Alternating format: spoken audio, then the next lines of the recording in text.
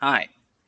Now, this is kind of a weird way to do it, but I kind of want to vent, but not in text. To me, talking aids my thinking process. It makes it to where even if I didn't think I had an answer by the end, I usually do. And I found over time that it is, doing both those things, writing and talking, it really helps. Uh, just to preface as well, I'm not in a dark place right now, but there are times that I am. And while I have several mental processes that have helped me a lot in the past to get out of bad headspaces, they're not always there. And it's not because they're not in my head, it's because for whatever reason, you know, having those storm clouds makes it hard to access them. So I want to talk about it whenever I'm in a place to talk about it, whenever I know exactly what I mean and they're all there. So I figured I could do it occasionally, almost like a journal entry. And I think I want to start talking about worthlessness, specifically the feeling of worthlessness and how it's impacted me and identifying the different facets of it and attacking them. So, what I want to do is I want to, whenever I have my dark internal voice attacking me, I want to use its arguments, identify why they're persuasive, and then go through the things that I talk to myself about and how I break out of them. And I feel like by the end of it, it'll be much more ingrained in my head. And if it helps any of you guys, that'd be awesome too. But first and foremost, I just want to get it out there. So I think that the feeling of worthlessness is a very, very wide word. It has a lot of impact to it. And I think that it has multiple connotations. And I think it's more than three, but I'm going to talk about three today. And they're the three that primarily surface whenever the feeling hits me the hardest. So I'll just go through them one at a time. So the first is the concept that no one cares about me. No one knows who I am or can identify or even cares on an emotional level about me as a person.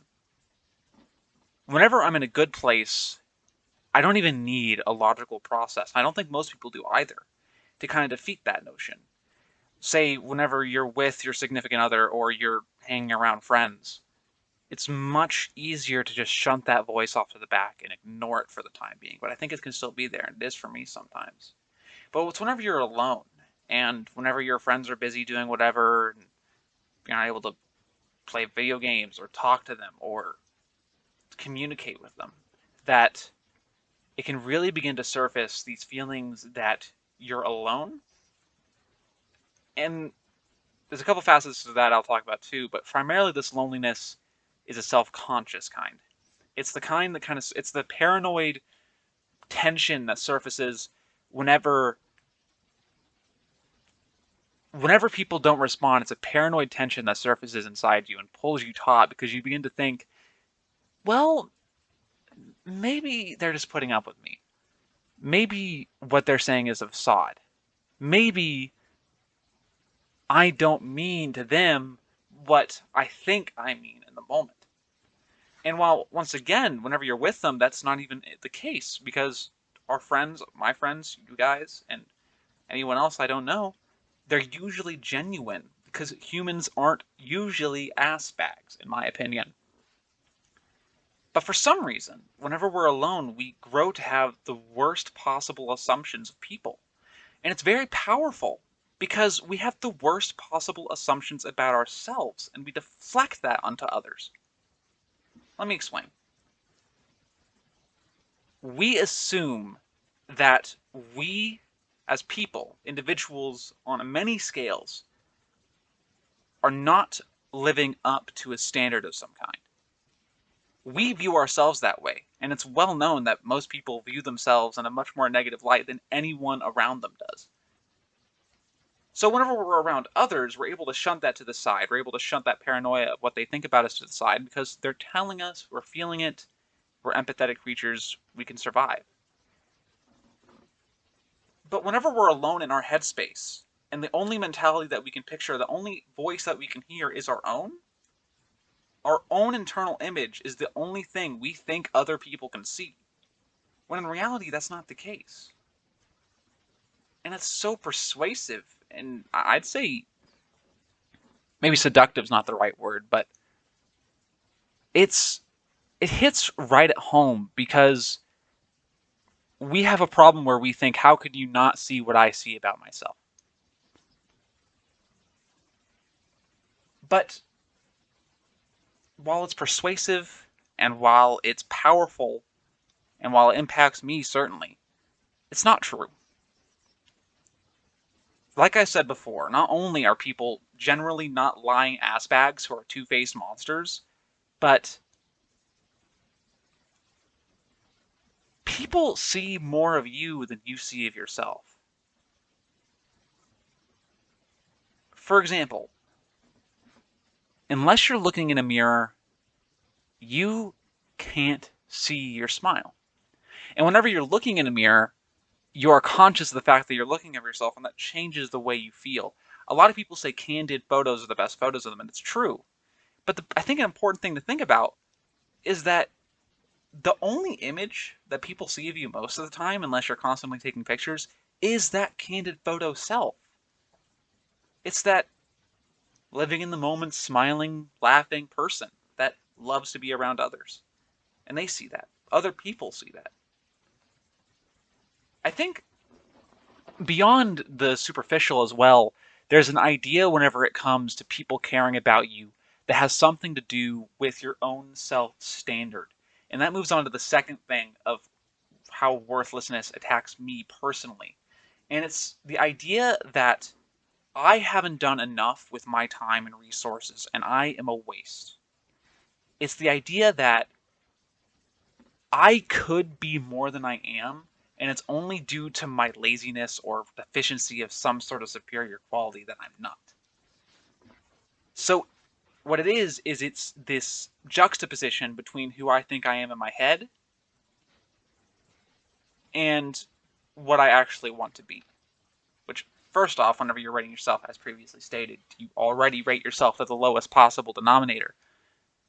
But it's also usually the case that the person you think you want to be is not only unrealistic, but impossible to achieve.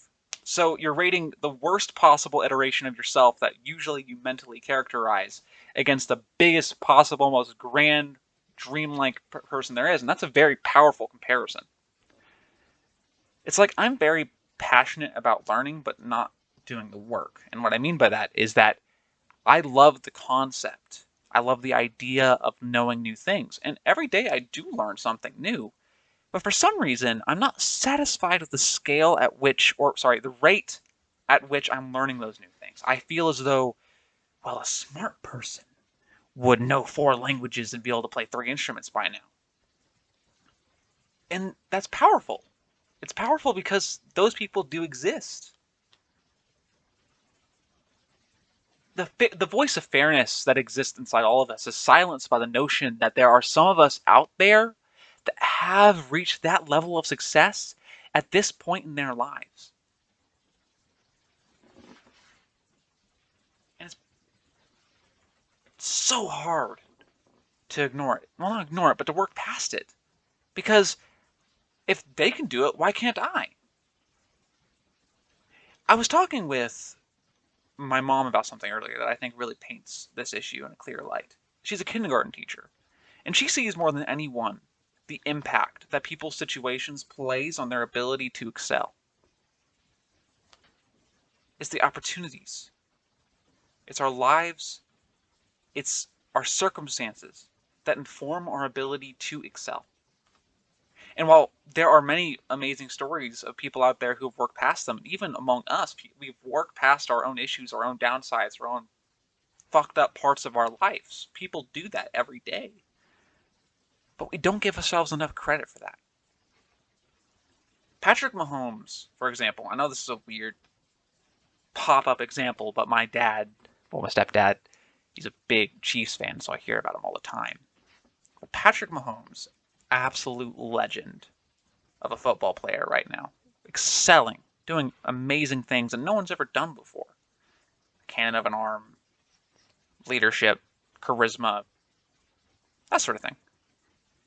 And it's easy to look at him and see him merely as a product of his hard work, which he is. Don't let me downstate what he has done, because obviously he's an athlete, he's tried his hardest. But he's tried his hardest with the base not only of wealth, his dad was a baseball player, but more likely than not of parental care and time. A lot of us, me in certain circumstances, haven't gotten that. Most people don't, not in this economy.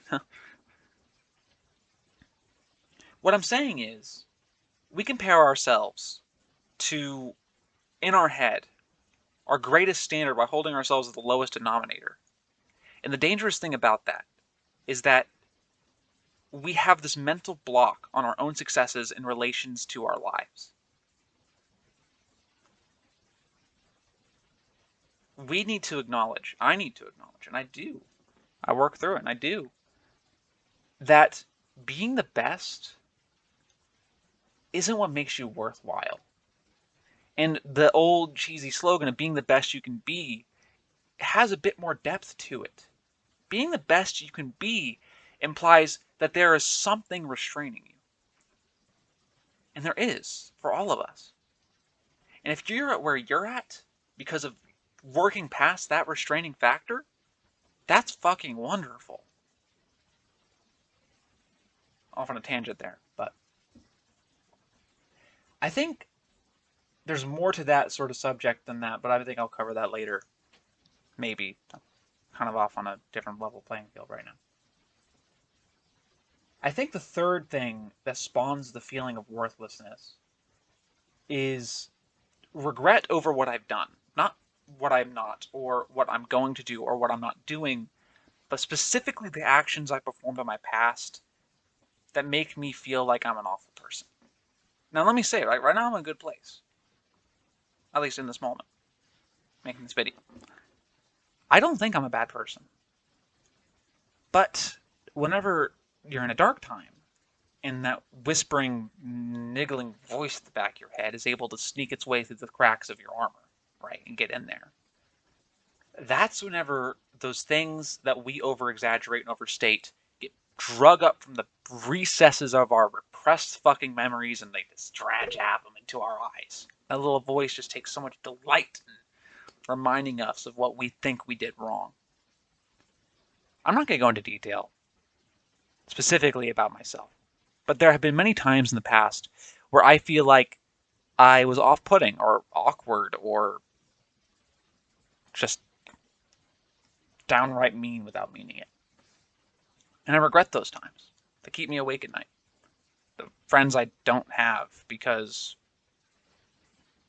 I wasn't myself to them. And I regret those things immensely. And whenever I'm in a dark place and I have those drug up, and once again compared to what I think I should be, those actions are seemingly proof of the stains upon my honor, proof of the fact that I am indeed worthless. But I think the important thing to remember whenever those come up, and I think the most compelling argument against those things, is that, once again, we view ourselves unfairly. Whenever other people, our friends, our loved ones make mistakes, especially if they're so innocuous like the ones that most of us make, like that I've made, unless you don't learn from them, unless they're repeated, unless you're genuinely not trying to improve, people forgive you. I forgive others. We forget that we are human too. And more likely than not, those terrible, regretted actions that I have in my past, people have already forgiven me for them. So I guess the argument and against that is that if somebody else has always forgiven you for it, why are you still judging yourself? Why am I still judging myself? I think the feeling of worthlessness is really powerful. I keep saying powerful. It's really dangerous. And it's dangerous because it leads to a lot of other negative processes in the mind that circulate upon themselves. For me, worthlessness is often base, the start of a bad day. It's the dragging up of the muck, so to speak. And I think that if I can head that off, save myself from a lot of bad times. If you made it this far, thank you for listening to my ramblings. I appreciate it. Have a good day. Bye.